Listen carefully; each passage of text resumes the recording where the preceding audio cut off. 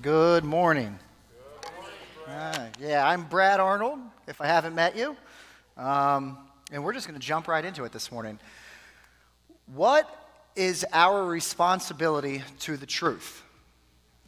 I'm not the first person who's asked this. Philosophers for years have wondered, is it ever okay to lie? But we might have even a higher standard. What is our responsibility to the truth? What does God expect his followers regarding the truth? Some of this might come across a little bit like a testimony this morning, and I don't mean it to, other than I'm going to share a few anecdotes and stories that might drive home a point, or it might resonate with an experience or two that you've had. But I've always wondered, I've started this path of what is our responsibility to the truth, not with the ninth commandment, which is what we are going to be discussing today. It actually started with this for me a few years ago. Matthew 5:37. Jesus is speaking to his disciples, and he says, all you need to say is simply yes or no. Anything beyond this comes from the evil one.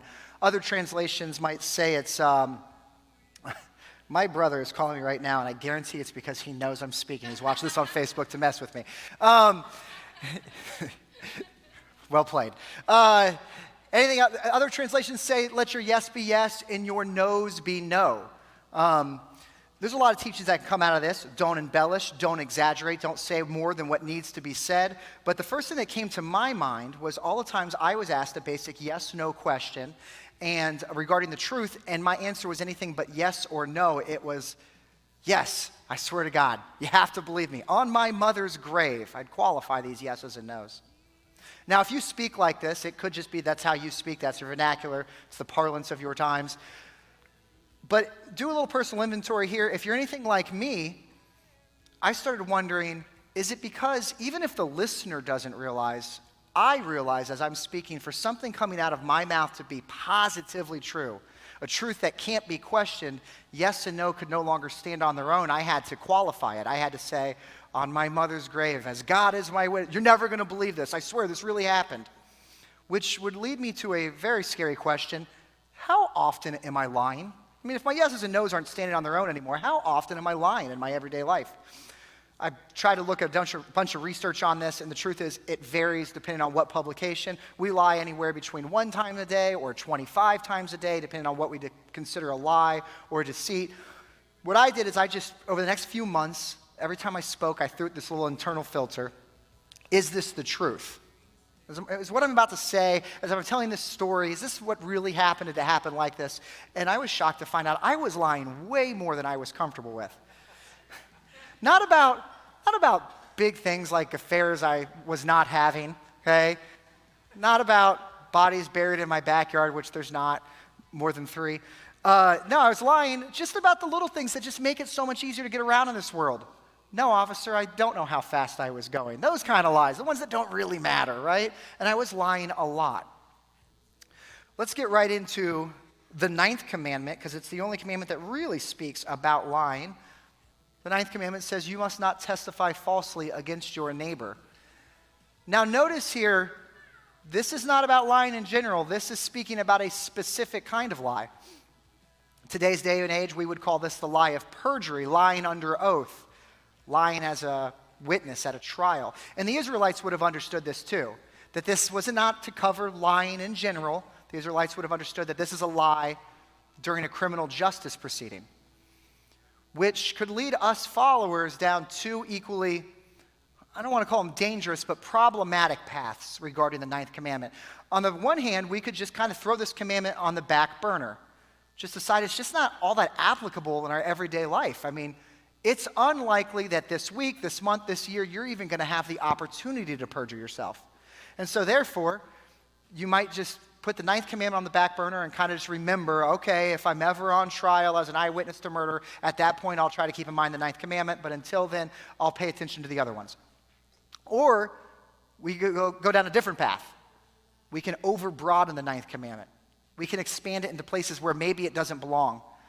It looks like this. If lying on the stand is wrong, then lying in general is wrong, which is how the 9th commandment has kind of gotten shortened a little bit in the King James kind of language. Thou shalt not bear false witness against thy neighbor. Thou shalt not bear false witness. Thou shalt not lie.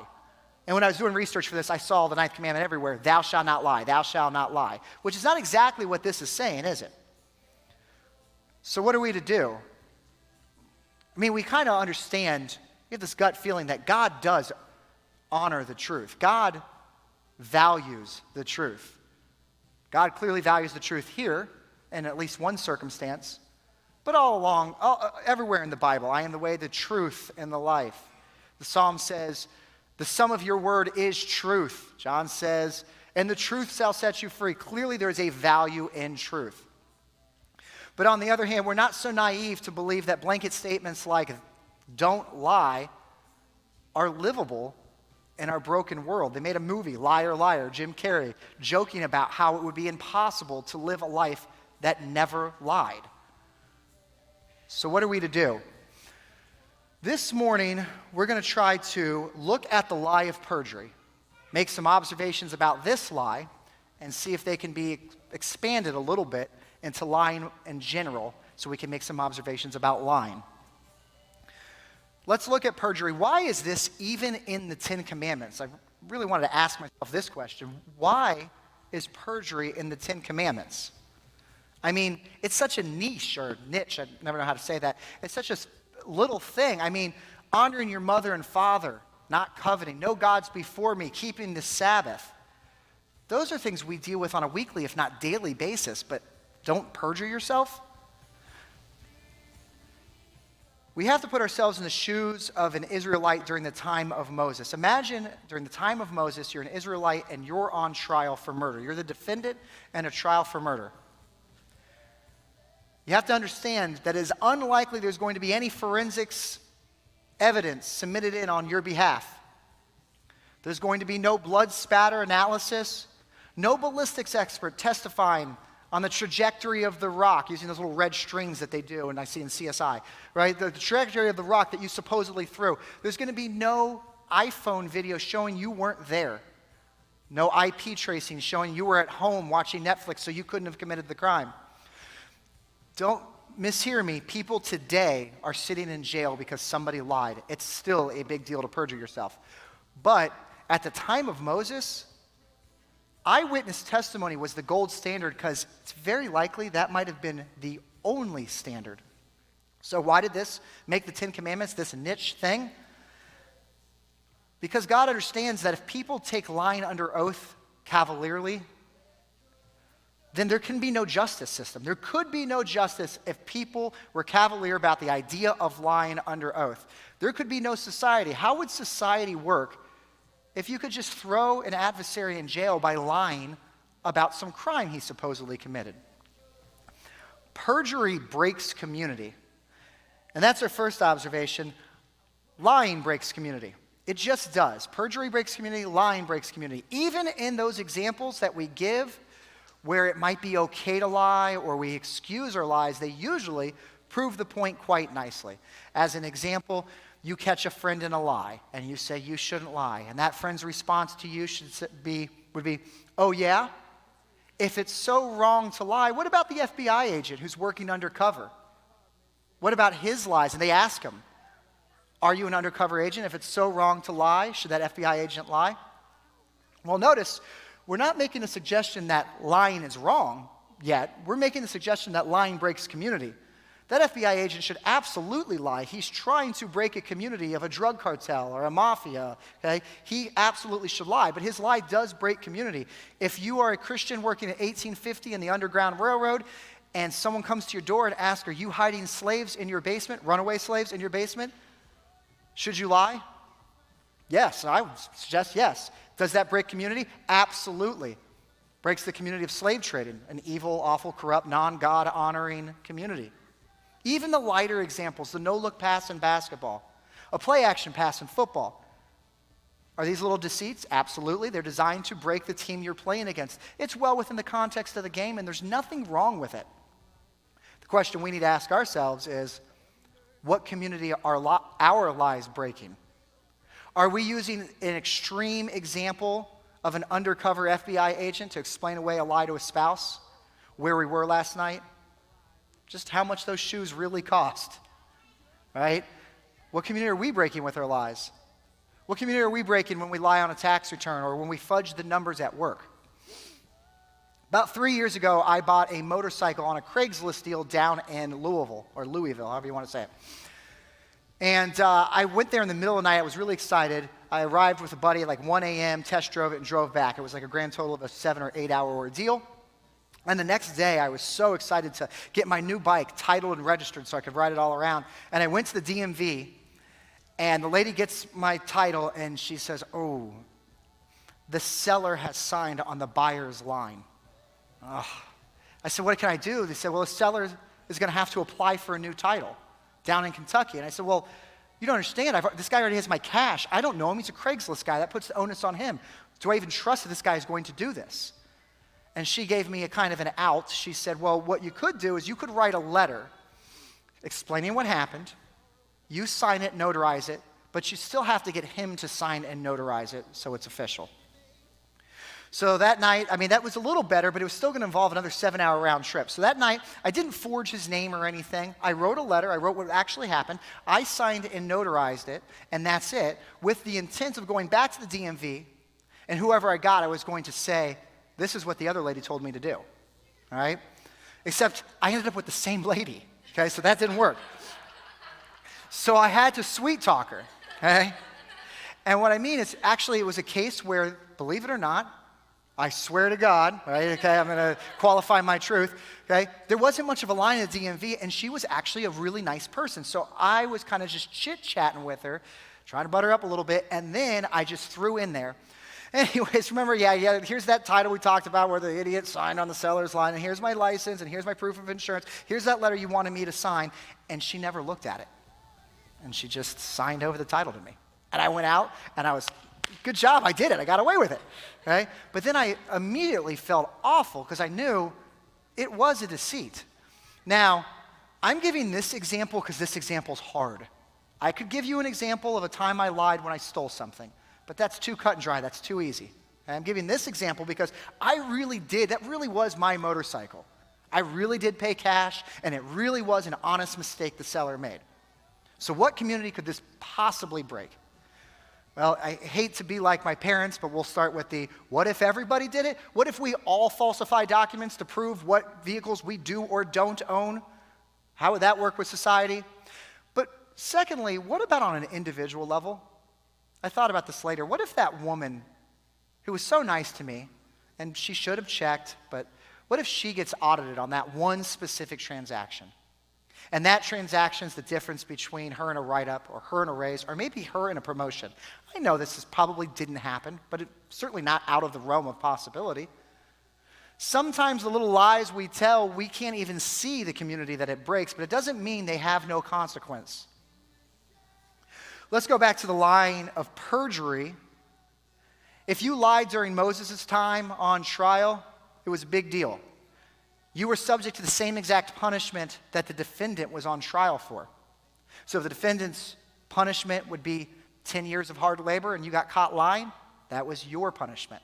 So why would you ever lie? You wouldn't do it just for kicks. Now, I imagine you lie because a good friend or family member that you know is guilty, you want to see go free. Or an adversary that you know is innocent, you want to be found guilty. Quite possibly just trying to cover up your own involvement in the crime. The point is perjury is a means to an end. You don't just lie for the heck of it. Perjury is a means to an end, and that's our second takeaway that we can kind of broaden further out. If the first one is lying breaks community, the second one, lying is a means to an end. Okay? No one ever robbed a liquor store just so they had the opportunity to lie to the police about it. Okay? You lie to the police to get away with robbing the liquor store, and a lot of times that end is trying to get away with something. In fact, when I started investigating my own lying and tried to lie a lot less, I found it was so much more difficult to sin. Lying is our best, most used, most useful tool in our sin toolbox. It's what helps us get away with sin. And I promise you, if there's something you're struggling with in your life, some sin that you really want to get away with, if you make a commitment to stop lying about that sin, it's going to be amazing how much harder it is to get away with that sin. Lying is a means to an end.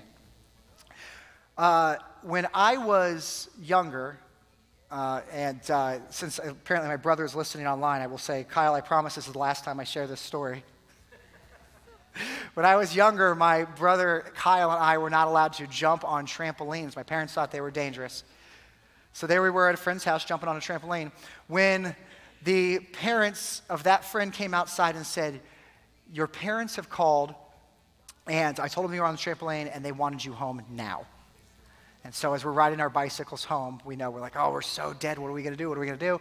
And I said, well, we should just lie about it. And Kyle says, well, this is my brother Kyle says, you are such a better liar than I am, which I am, okay? You are such a better liar than I am. Why don't you lie, and I'll just back you up on whatever you say.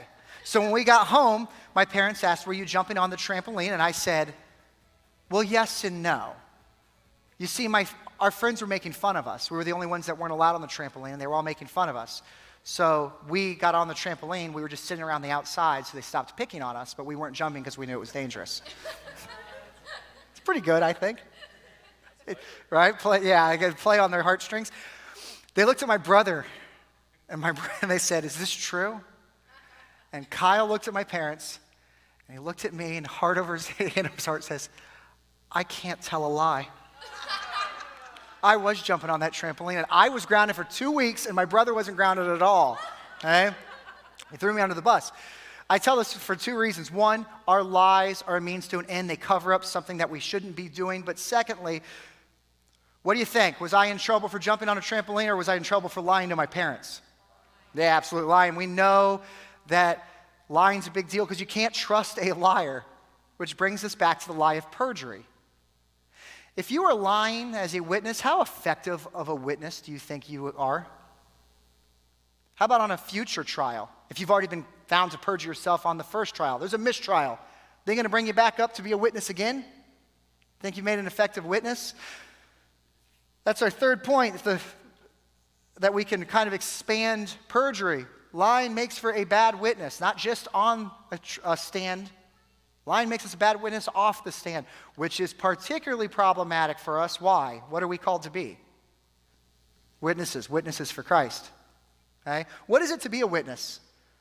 To have seen, heard, experienced something? Isn't there an element of truth just baked into the word witness? Isn't it almost mutually exclusive? Lying and being a witness, that you can't be a liar and a witness at the same time. So how can we be a witness for Christ? What if we looked at our lives through that lens? That every time we told even just a little lie, those little white lies, that whoever we told it to, we were shutting the door on sharing truth with that person at a later point. That every time we lied to someone, we shut the door of sharing the gospel with somebody. I have 2 daughters. This is my last story. I have 2 daughters. I'm not going to tell you which one's which. If you know them, you'll know which one's which. Okay? And I was reading them individually, The Cat and the Hat. And if you remember The Cat and the Hat, it starts off with this little boy and girl, and they're bored. They're home alone. The parents aren't in the house, and they're just watching the rain outside. There's nothing to do. When in walks the Cat and the Hat, and the Cat and the Hat is great fun. He has all sorts of games, except his games involve trashing the house. In fact, he's about to fall and put cake all over the walls and his books down everywhere. And if you notice, the fish on the rake is not happy with this cat. The whole time in The Cat in the Hat, the fish is saying, this cat shouldn't be here. This is a bad cat. And as I was reading this, my daughter was like enraged with this cat. She was visibly upset with this cat. And she was parroting the fish. She was like, he should not be there. He shouldn't be there when mother is not. They should tell that cat to get out of the house. Okay, she was so upset with this cat. Well, if you remember how it ends with the mother walking like up the driveway, or they see her feet or whatever, and the cat last minute cleans everything up in the house miraculously. And I don't know if he sneaks out of the house, but the mother walks in, nothing is amiss, and she walks back into this. And the mom looks at the kids and says, what did you do today? And they said, we did not know what to say. What would you do if your mother asked you? And my daughter said, I would tell mommy about this no-good cat that came over and trashed the house, and I told him to get out, okay? She's such a goody too. She's like her mom. It's sickening, okay?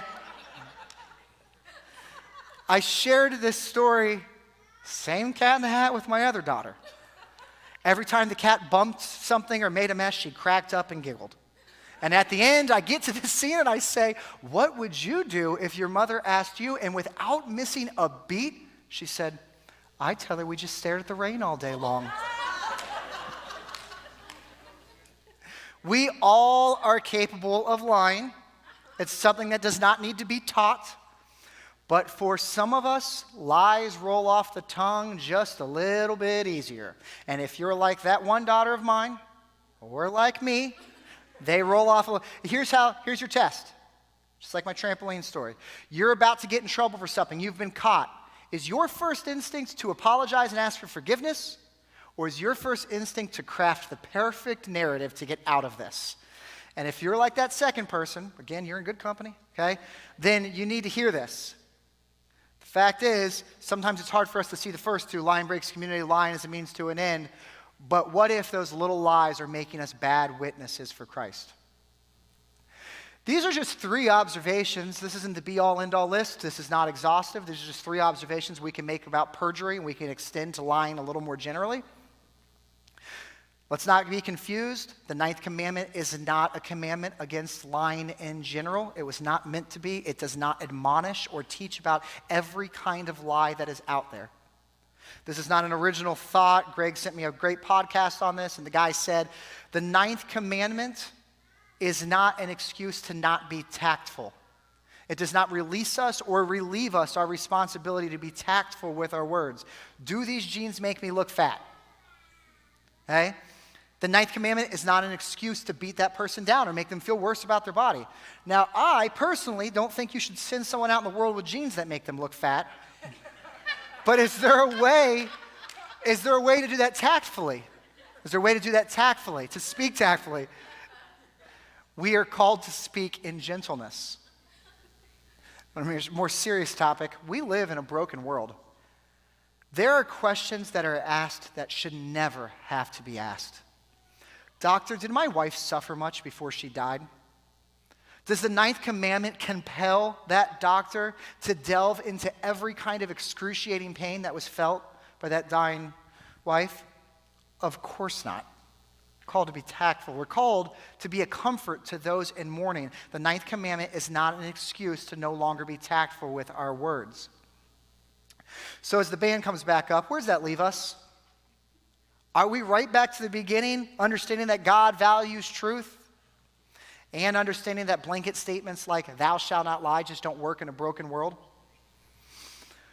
The 9th commandment, like the 8 before and the 1 after it, gives us a glimpse into the character of God. And clearly God does value truth, at least in some circumstances, perjury. I would suggest that the 9th commandment, I suggest that the answer to what does God expect of his believers, what does God expect of us of the truth, to at least be introspective about what we say, to at least investigate our own lies and ask ourselves some pretty easy questions. What community is this lie breaking?